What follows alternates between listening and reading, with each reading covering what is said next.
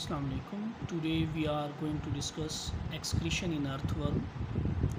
जैसा कि हमने प्रीवियस लेक्चर में देखा, excretion in hydra, that's a very simple process. Excretion in planaria, जिसमें tubular network system extended system है, बट अर्थवर्म जो है इससे थोड़ा एडवांस प्लेनेरिया और हाइड्रा से एडवांस एक हमारे पास एनिमल है जिसमें मेटानेफ्रीडिया जो हैं वो एक्सक्रीशन के लिए एग्जिस्ट करते हैं. Metanephridia actually these are the network of tubules that are differ to the protonephridia. In case of protonephridia, we have to learn there are the no internal opening in protonephridia, but in metanephridia there are an internal opening in each metanephridia. Earthworm is an ideal example of another type of tubular excretory system. First one is the planaria and second one is the earthworm for metanephridium. Earthworm में excretion के लिए जो extended network है उसको हम लोग metanephridia का नाम दे रहे हैं. इसका हर सेगमेंट अगर इसकी बॉडी को ऑब्जर्व करें अकॉर्डिंग टू प्लेनेरियन सिस्टम, तो प्लेनेरिया में डॉर्सोवेंट्रली कॉम्प्रेस्ड बॉडी थी, but in case of earthworm it's a segmented body. इसकी बॉडी जो है वो सेगमेंट रखती है, सेगमेंटेड बॉडी है, और उसके हर सेगमेंट में जो है एक पेयर ऑफ मेटानेफ्रीडिया है जो एक्सक्रीशन का रोल प्ले कर रहा है. स्ट्रक्चर की बात करते हैं प्लेनेरिया में, तो स्ट्रक्चर के हवाले से इसमें एक नॉमिनेटेड स्ट्रक्चर है, वो है हमारे पास नेफ्रोस्टोम. नेफ्रोस्टोम एक्चुअली इंटरनल सिलिएटेड ओपनिंग है. ये इंटरनल सिलिएटेड ओपनिंग जो है ओपन होती है टू द नेक्स्ट सेगमेंट. इसकी सबसे ख़ास बात ये है कि जो हमारे पास पेयर ऑफ मेटानेफ्रीडिया है एक सेगमेंट में प्रेजेंट है, बट ये ओपन होता है to the next one. As we can see ये हमारे पास नेफ्रोस्टोम है जो कि नेक्स्ट सेगमेंट में ओपन हो रहा है. ये जो सारा एरिया है दैट इज़ द सिलोम, जिसमें सिलोमिक फ्लूइड है, और ये नेफ्रोस्टोम जो है हमारे पास सिलिएटेड है.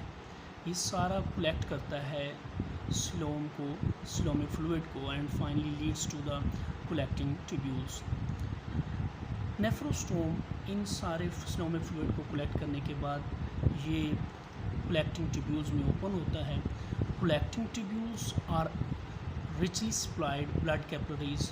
इसको जो है कलेक्टिंग ट्यूब्यूल को जो है ब्लड कैपिलरीज ने घेरा होता है इस पर्पज़ के लिए क्योंकि जो सिलोम है उसमें सिलोमिक फ्लूइड में मौजूद जितने वैल्यूएबल प्रोडक्ट्स या साल्ट होते हैं वो इस ब्लड कैपिलरीज में रीएब्जॉर्ब हो जाते हैं. जो ट्यूब्यूल नेटवर्क सिस्टम है हमारे पास अर्थवर्म में, तो इस अर्थवर्म की जो ट्यूब्यूल के अंदर जो स्पेस है उसको हम लोग ल्यूमेन का नाम दे रहे हैं.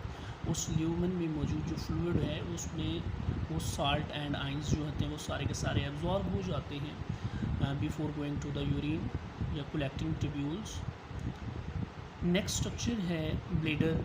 फाइनली दीज कलेक्टिंग ट्यूब्यूल्स जो हैं ओपन होती हैं इनटू द ब्लेडर. ये थोड़ा सा जो है एक्सटेंडेड पोर्शन होता है as compare to these collecting tubules. ये ब्लेडर जो है टेम्परेली स्टोरेज करता है यूरिन को बिफोर एक्सक्रीटिंग. एक्सक्रीट होने से पहले इसमें थोड़ी देर के लिए यूरिन जो है वो स्टोर रहता है. नेफ्रीडियोपोर, इसकी जो बॉडी है इसकी बॉडी के ऊपर प्रेजेंट एक एक्सटर्नल ओपनिंग होती है जिसको हम लोग नाम दे रहे हैं नेफ्रीडियोपोर का. As you can see in this diagram, ये हमारे पास जो पॉइंट है ये इसका नेफ्रीडियोपोर है. ये जो पोर्शन है ये इसका ब्लेडर है, दैट इज़ द नेफ्रोस्टोम. ये नेफ्रोस्टोम है, और ये जो कलेक्टिंग ट्यूब्यूल्स हैं ये सारी की सारी ये कन्वोल्यूटेड होती हैं. इसके ऊपर ब्लड कैपिलरीज जो हैं वो सराउंड कर रही हैं जो कि वैल्यूएबल साल्ट्स और आइंस को एब्जॉर्ब करके दोबारा जो है ब्लड में भी वापस भेज देती हैं. इसकी जो स्किन है वो रिचली सप्लाइड है टू द ब्लड कैपिलरीज. और फाइनली जो है यूरिन इस पोर के थ्रू, जिसको नाम दे रहे हैं नेफ्रीडियो को, इस नेफ्रीडियोपोर के थ्रू बॉडी से एक्सक्रीट कर दिया जाता है. दूसरी डायग्राम में जो कि इससे थोड़ी क्लियर है हम उसमें ऑब्जर्व करते हैं.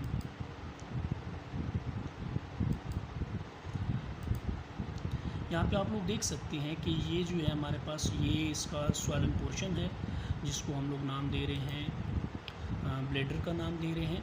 ये ब्लेडर जो है ओपन हो रहा है इस ओपनिंग में, ये है ओपनिंग इसकी, जिसको नेफ्रोस्टोम का नाम दिया जा रहा है। अब ये जो हमारे पास है नेफ्रोस्टोम, ये सिलेटेड होता है, ये सारे का सारा जो इसमें फ्लूइड है, जिसको स्लोमी फ्लूइड, ये इसमें सारे का सारा एंटर होता है। एंटर होने के बाद ये जो है कन्वोल्यूटेड ट्यूब्यूल्स, जिसको नाम दिया है हम लोगों ने कोलेक्टिंग ट्यूब्यूल्स, इसके ऊपर मौजूद जो ब्लड कैपिलरीज हैं, ये देखिए ये रीएब्जॉर्प्शन कर रही हैं। रीएब्जॉर्प्शन के बाद जो जितना एक्सक्रीटरी वेस्ट होता है वो ब्लेडर में फॉल करता है। ब्लेडर में फॉल करने के बाद फाइनली स्पोर्स के पोर के थ्रू बॉडी से रिमूव हो जाता है। ये भी हमारे पास जो है नेफ्रिडियोपोर है, और ये भी हमारे पास नेफ्रिडियोपोर है। दोबारा इसके मैकेनिज्म को रिपीट कर देते हैं।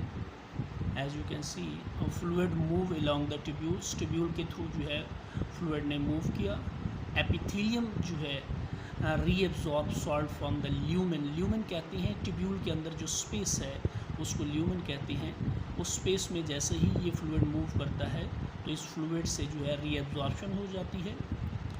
एपिथेलियम में मौजूद ब्लड कैपिलरीज इस सारे साल्ट वगैरह को रीएब्जॉर्ब कर लेते हैं, एंड फाइनली ये जो है नेफ्रिडिया या ब्लेडर में जो है यूरिन टेम्परेरी तौर पर स्टोर होता है, और फाइनली नेफ्रिडियोपोर के थ्रू बॉडी से रिमूव कर दिया जाता है।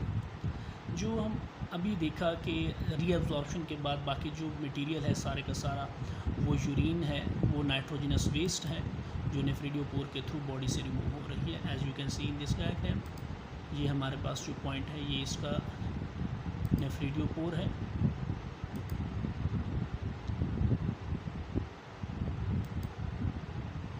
ठीक है, ये इसकी जो एक्सटेंडेड पोर्शन नज़र आ रहा है सारे का सारा, ये इसका collecting tubules that are open into the bladder, and finally bladder open into the nephridiopore. Now we have discussed all about excretion in earthworm. Thank you.